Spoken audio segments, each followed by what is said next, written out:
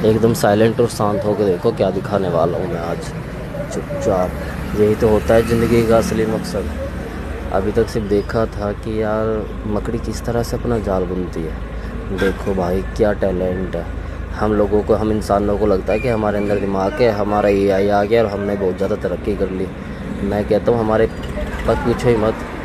ये देखो भाई, ये ऐसे ही तो नहीं बना रही, इसमें भी उसने दिमाग तो लगाया है। और इस तरीके से पहले करके चारों तरफ, उसके बाद फिर इसको कवर किया। बीच में देख रहे हो आप लाइट सी जो बन रही है, वो बहुत ज़्यादा वहाँ पे हो गया। और उसके बाद किस तरीके से ये कर रही है, एकदम शांति के साथ देखो किस तरीके से पूरा तैयार करके रखती है ये इसको।